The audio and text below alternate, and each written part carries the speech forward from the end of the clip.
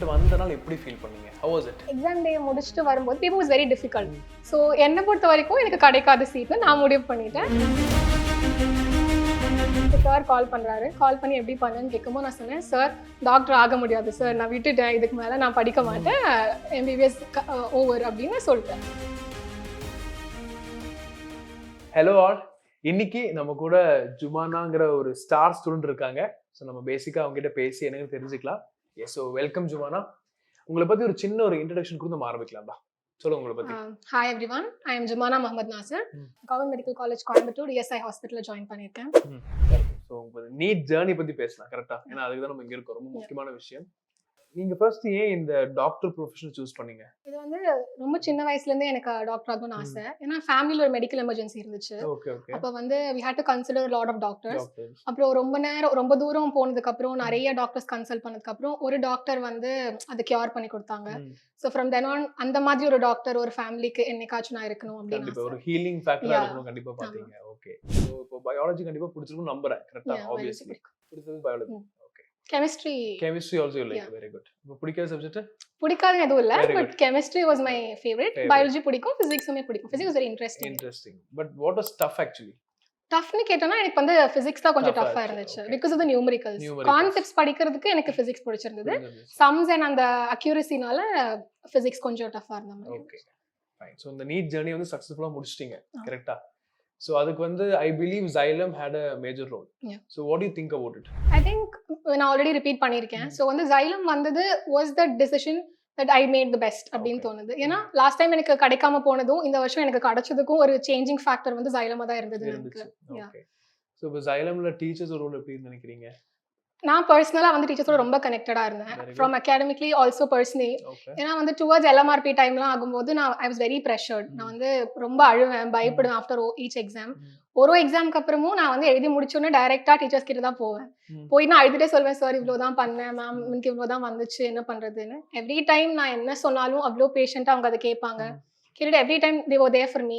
கேட்டு என்ன பண்ணலாம், லைக் அகாடமிக்லி என்ன பண்ணலாம், அண்ட் மென்டலி நான் வந்து ரெடி ஆகிறதுக்கு என்ன பண்ணணும். ஏன்னா exam NEET exam is not just about writing, it is also about the mental thing. Motivation matters a lot.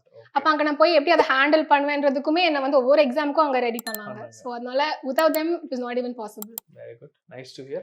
And இந்த Xylemல வந்து சில ப்ரோக்ராம்ஸ் வச்சிருந்துச்சு, like we had this LMRP GAP எல்லாம். ஸோ அதுல வந்து இந்த ப்ரோக்ராம்ஸ் பத்தி உங்களோட ஒரு இன்சைட் சொல்ல முடியுமா? ஃபர்ஸ்ட் நம்ம ஜாயின் பண்ண உடனே வந்துட்டு இந்த மாதிரி டெய்லி டெஸ்ட் இருக்கும் அப்படின்னு சொன்னாங்க. Like we had details every day. So அதுவே வந்துட்டு இப்போ டெய்லி டீடைல்ஸ் இருக்கறனால படிக்காம இருக்கிறதுக்கு வேற வழியே இல்ல. படிச்சுதான் obviously that is a check there. You will have to study at any cost. Okay, so like whatever the situation is we have to study. ஏன்னா தெரியும் நம்ம அடுத்த நாள் போனா எக்ஸாம் எழுதி தான் ஆகணும் அப்படின்றது. சோ அதனால எல்லா நாளுமே படிக்கிறதுக்கு ஒரு ஃபேக்டர் இருந்துச்சு. and the standard was like maintained. இப்போ வந்து DTS வந்து கொஞ்சம் ஈஸியா இருந்துச்சு. நெக்ஸ்ட் GIB எழுதுவோம். GIB வந்து கொஞ்சம் கூட ஸ்டாண்டர்டா இருக்கும்.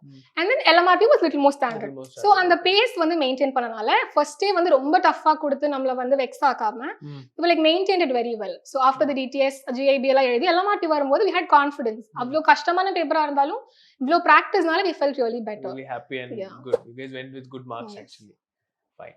இப்போ இந்த நீட் ஜர்னி வந்து சக்சஸ்ஃபுல்லா முடிச்சிருக்கீங்க. சோ முடிக்கும்போது obviously it is with your result, right? So on that particular day அந்த ரிசல்ட் வந்தனால எப்படி ஃபீல் பண்ணீங்க? How was it? இத வந்து I will start from the exam day ல இருந்து சொல்றேன். ஏன்னா எக்ஸாம் டே முடிச்சிட்டு வரும்போது paper was very difficult.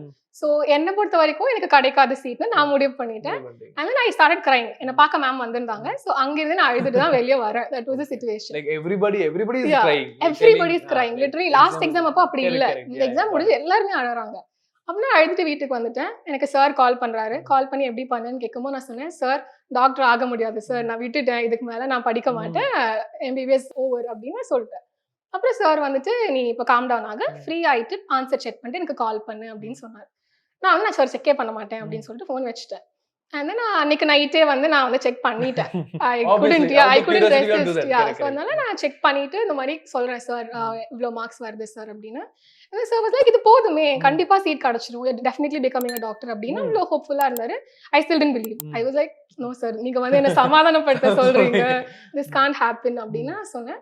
and then அப்படிதான் இருந்துச்சு. So until result day I was having no hope. I was like over, okay இது முடிஞ்சிருச்சு அப்படின்னு விட்டுட்டேன். and then the day result day வருது and I'm seeing my all India rank. That's when I understood, okay, it's finally happening. அன்னைக்கு எனக்கு சிங்கே ஆகல. I was like total out of context. என்ன நடக்குதுன்னே புரியல. And then after some time எல்லாருக்கும் நான் கால் பண்ணி சொல்றேன், டீச்சர்ஸ் எல்லாம் எனக்கு கால் பண்றாங்க, இப்படி குட் நல்ல மார்க் வந்திருக்கு, நல்ல ரிசல்ட் வந்திருக்கு அப்படின்னு. தட்ஸ் when ஓகே ஃபைனலா வந்து நடக்குது. It was so much peaceful. அந்த எமோஷன் பீஸ்ஃபுல்ங்கிறது அந்த இடத்துல emotional right, that is the the actual emotion, fact like because அந்த இடத்துல எக்ஸைட்மென்ட் ஆங்ஸைட்டி அதெல்லாம் பிரேக் டவுன் ஆகி பீஸ்ஃபுல்னஸ்ங்கிற ஒரு டாப் எமோஷன் வந்துரும். ஹாப்பினஸ் விட பீஸ் ரொம்ப அதிகமா இருந்துச்சு. ஏன்னா யூ ஃபெல்ட் லைக் ஒரு லாங் ஜர்னி எண்ட் ஆன மாதிரி ஃபீல் ஆயிருக்கும். பேரண்ட்ஸ் எப்படி ஃபீல் பண்றாங்க? அந்த மொத்த ஜர்னிலயுமே அவங்க என்ன கம்பல் பண்ணதே கிடையாது. டாக்டர் ஆகணும்ன்றது அவங்க ஆசை கிடையாது.